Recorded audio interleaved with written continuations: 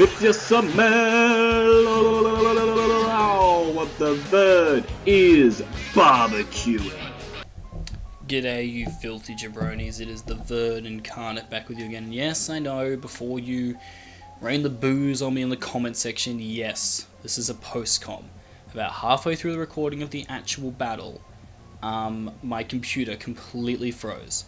So I wasn't able to record any of it. Thankfully I could finish the battle against Dom and the Richmond Rayquazas, and this is the post-match replay. Now, to say this was a good, I don't know, to say this was a good battle, we'll have to wait and see. But it is definitely a roller coaster of emotions to say the least. So if you're excited for that, like this video, do all that good stuff. Anyway, let's crack on. So as you know, my team is the bulky Aurora Veil Ninetales, Assault Vest Metagross, defensive Z-Refresh Blastoise, Speed Boost Life Orb Blaziken, Speed Boost Life Orb Scolipede, and especially defensive Protect Magic Coat Gourgeist. So, pretty cool team. He brought a lot of things that I did not expect. I did not expect Virizion. I expected Credilli actually over Virizion in this matchup. I was a little bit surprised to see Togekiss. I suppose he brought Togekiss though as the Hydreigon check, so that makes a bit more sense. But it was a very good team that he brought. I was just, the main thing I really expected that I didn't see was Darmanitan. Darmanitan has a very good matchup against my team, guys, especially a Scarf one, and he didn't bring it, so that was very interesting. But without further ado, what we are going to do is we're going to click play. I'm going to try and commentate this battle as best I can. So lead matchup wise, we lead with Ninetales, because why wouldn't we? Ninetales, you know, has such a good matchup against his team. He didn't bring the Darmanitan, so that's fantastic. I'm going to lead out with the Ninetales with my beautiful spin throw. And Ninetales is here. Look how beautiful Ninetales looks in the shiny form, by the way. And Dom's going to lead Kyurem. Now, this was a bit warning signs for me. I was a little bit apprehensive to the potential Scarfed Iron Head. Didn't exactly want to take that risk turn one when I did have an Assault Vest Metagross in the back. Just chilling, waiting to come out and do his bits for the team. So, decided to play it safe here and switch out into my Metagross.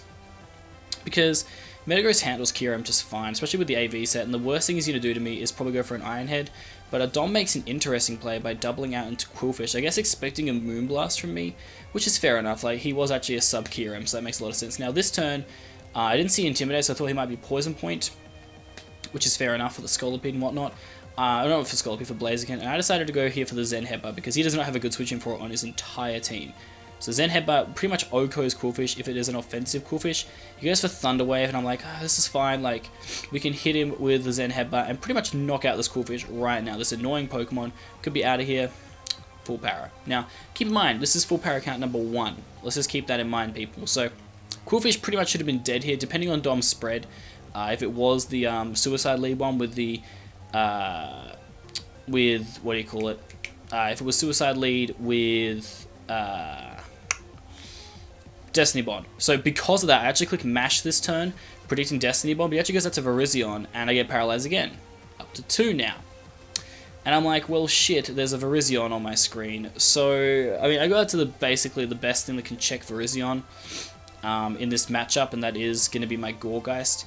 There's a lot of turns here where it's just like lefties recovery and whatnot. Interesting is lefties Virizion, but I decided to make the play out to my Gourgeist. It can pretty much wall any Virizion, so I didn't exactly want it setting up a sub in my face or anything crazy like that, as he does just go, I mean, I frisk, and it's like a useless frisk, because I knew he had lefties already, but he does go for the close combat. Obviously, I'm immune to that. Now, this turn, I decided to go for a Seed Bomb. Reason being is because he gets damage on Reuniclus, or if he goes, oh, sorry about that, if he goes into the Qwilfish, I get damage off on that, and then I can go for Magic Coat the next turn if he tries to go for T-Wave, or potentially a Spike. So that was my thought process, was I was going to, because the thing is, if I go for Willow, it's just really bad for things. So like Reuniclus or Qwilfish made sense because of the fact that I could go for Will-O-Wisp here, but he actually goes out to Kyurem. Now, I don't really agree with that play because although he is a sub Kyurem, he's sub Life Orb Kyurem, which means he is heavily relying on himself being able to roost up to heal himself.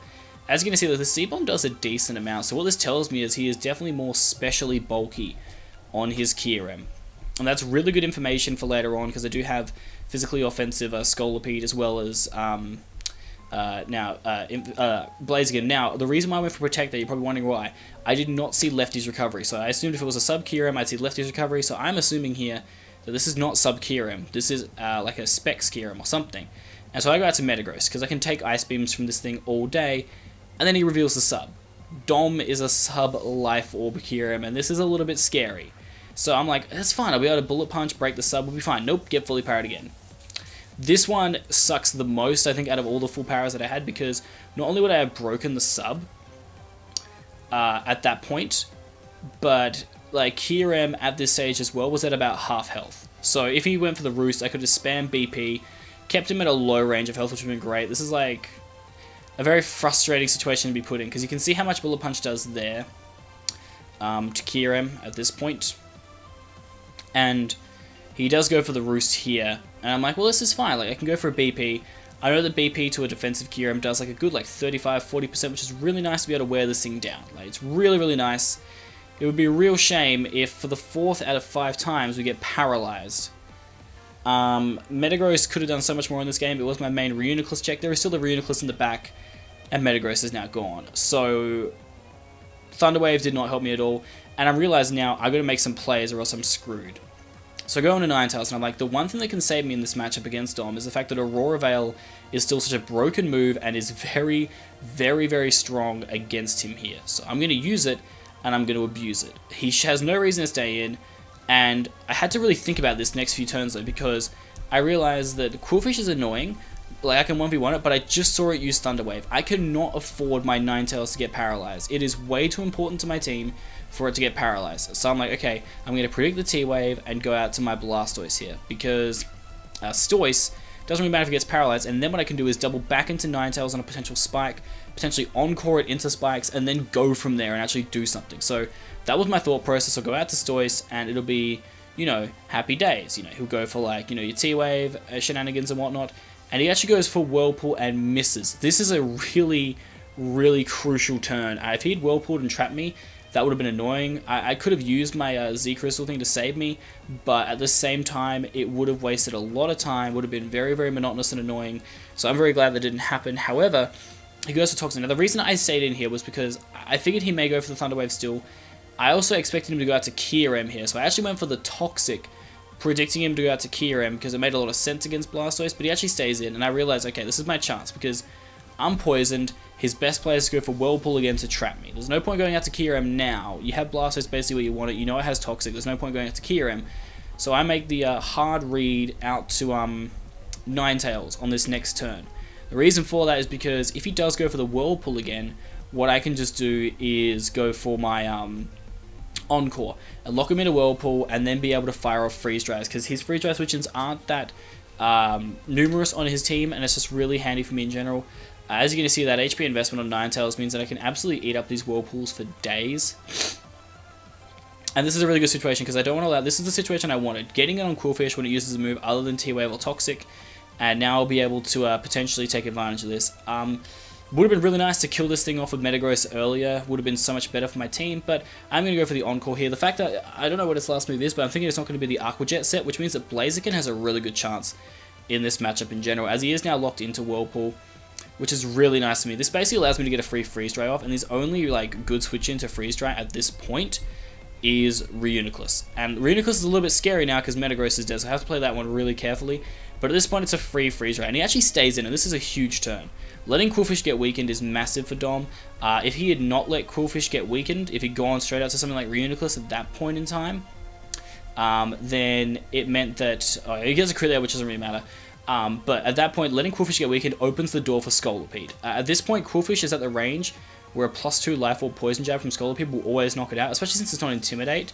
It's definitely going to be able to knock it out now, so that's really bad for Dom that he allowed his Qwilfish to get weakened in that way. He's going to make the play out to Reuniclus a turn too late, in my opinion, as I am going to be able to fire off this Freeze Dry. The reason why also the Whirlpools are doing nothing is because of Aurora Veil, but as you can see, Freeze Dry doesn't do that much, but I could see this from a mile away. This is Trick Room Reuniclus. I can't go out to Blastoise on this turn, I have to go on the next turn.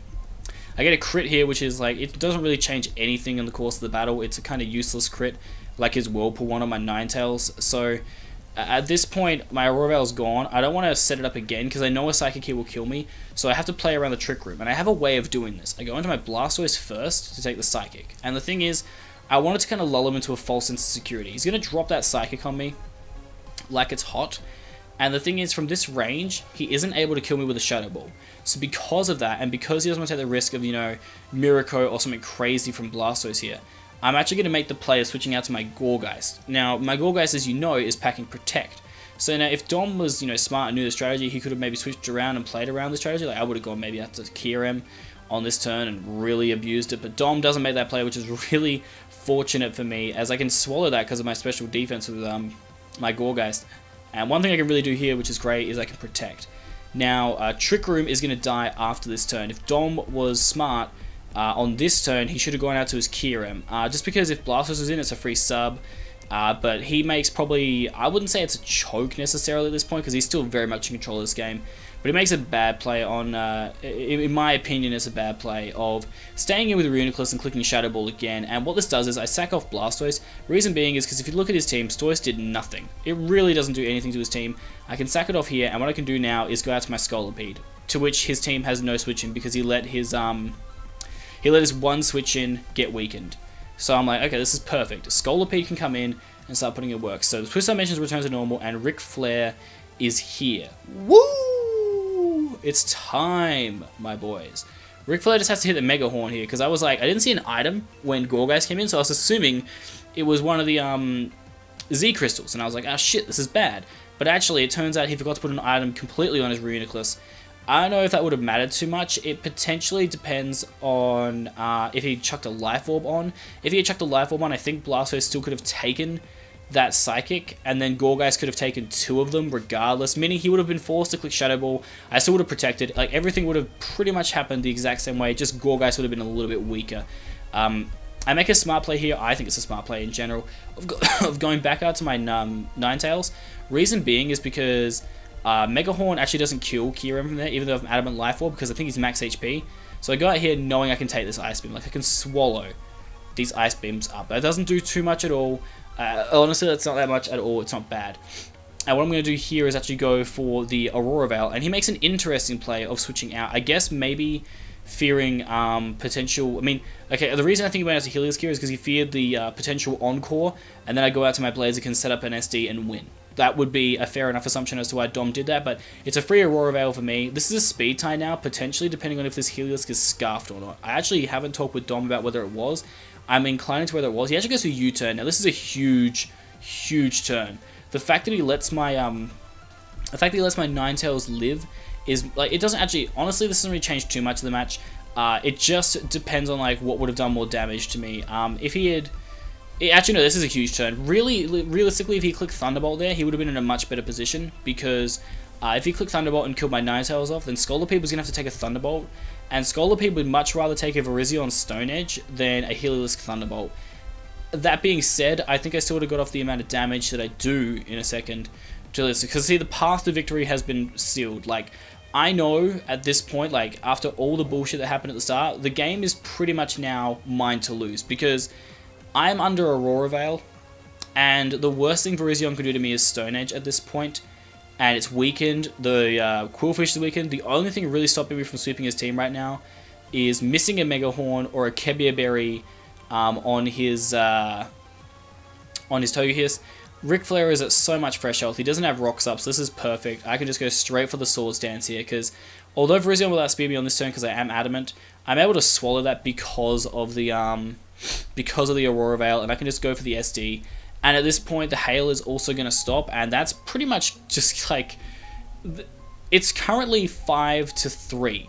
At the point of this turn happening, it is 5-3, and the next 5 turns, you're about to see a Scolipede go in on a man's team, and this is something like, you know, people fixate on the fact that I have Speed Boost Blaziken, and that's going to be the most dangerous thing on my team. I didn't even bring it out once in this game against Dom.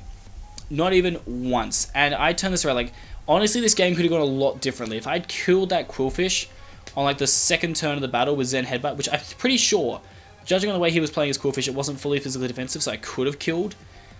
Because of that, I think I definitely could have killed, got rid of it, or even put it to the point where Bullet Punch would have killed it, or just anything. If I got rid of it and it was just out of the way, then that was a huge thing. I hit the Mega Horn too, which was like huge. I needed to hit that Mega Horn in order to win, and I did, so that was fantastic. At this point, it's pretty much GG, because all he has left is Togekiss, Quillfish, which doesn't have Intimidate, and his Helio. And he goes into the Togekiss here, and I'm like, okay, if you're Kebia, you have a chance still. If you're not Kebia, this is pretty much over. And he is not Kevia. So this is easily an Oko. I think he was especially defensive Togekiss to deal with Hydreigon. I bopped that Togekiss out of here, and all that is left is a Quillfish and a Heliolisk. At this point, it's going to be a clean wrap-up by Scolipede. The crazy thing is Scolipede got 6 kills in this game. He got every single kill for my team. It already has 6 kills on the leaderboard, which is insane in the membrane. This thing is going to be a monster for me this season. I think, you know, it's not just the Aurora Veil, it's the fact that everybody is threatened about the Blaziken in this matchup. That they're just going to forget about Scolipede being there, and Scolipede is just going to be such a sleeper. My Aurora Veil finally wears off. Then again, for most of the turns of Aurora Veil, I wasn't even being hit by moves because I was just Okoing everything. I was a little bit worried about this potentially being like Helio with Quick Attack, and it was like Life Orb. But at that point, yeah, the match was wrapped up regardless, guys, because the moment Kieran went down, I had the match won with Blaziken, because if Togekiss even was Kevia Berry, then Scolipede would have died, but Blaziken had Protect on it, so I could have easily outsped Togekiss on the next turn. Quillfish didn't have the Intimidate. It means that I could have protected on Togekiss, outsped, Flare Blitz killed that, Earthquake killed Quillfish, protected again if I needed to on Heliolisk in case it was Scarfed, and EQ'd that to knock it out. So regardless, all I really needed to do was hit the Mega Horn on Kyurem to knock it out, and I had the game wrapped up anyway with Blaziken. Yes, potentially I could have gone for the Poison Jab to wrap it up too, but it wasn't worth the risk. I played in a way where I just wanted to make sure I had the best chance of winning. And in the end, we did. We actually pulled out a 3-0 victory. It was very, very hard to pull that one back. I think the big misplay from Dom in that game was when I went into Gorgeist, not going into Kyurem at all. I think if he'd gone into Kyurem, that could have been a very different game because of the fact that I couldn't really switch in my Ninetales at that point on Kyurem because he would have gone for the Ice Beam and then Ice Beamed again and I would have been dead, so that wouldn't have been ideal. And I would have had to wait for Trick Room to end, and then it's like Blaziken and Scolipede can't set up on Kyurem without Aurora Veil, so it was very, very tricky, but we did end up getting the result. The Tampa Bay Frogadiers start the season with a 3-0 victory over the Richmond Rayquazas.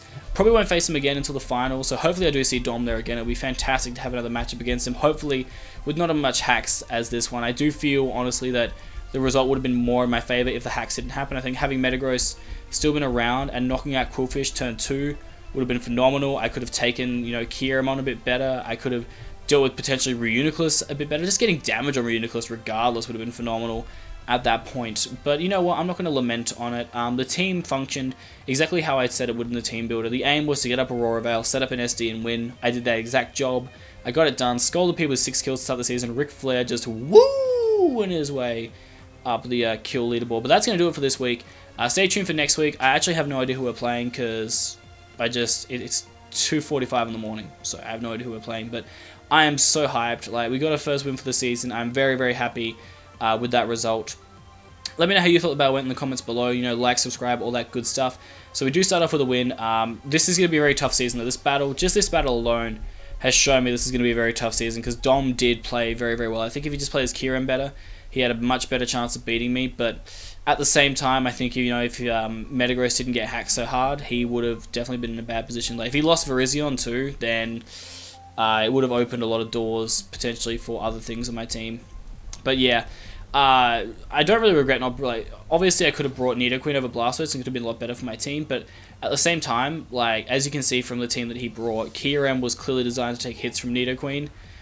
With the subset, he also had the Trick Room Reuniclus, which I'm surprised by, which means like an offensive Nidoqueen could have really started punching some holes in his team, because I'm assuming he was like max HP, max special, like, he has to be max HP, max speed Kyurem to outspeed Nidoqueen, so I don't know what kind of spread he was running, but regardless, Dom, great game, man. Go check out his channel, guys. You know, he is a phenomenal battler, and yeah, a good start to the season. Really happy with how I performed. Like, although the initial first turns were kind of rough and I kind of had to play around them, I still stuck to the strategy. I still, you know, got the result in the end. Playing around the Trick Room was tough, especially since, you know, I didn't have Metagross anymore, but a win's a win. We take those, and we're going to move on to the next week. But anyway, I'm the Verd. I'm out this bitch. Go those frogs.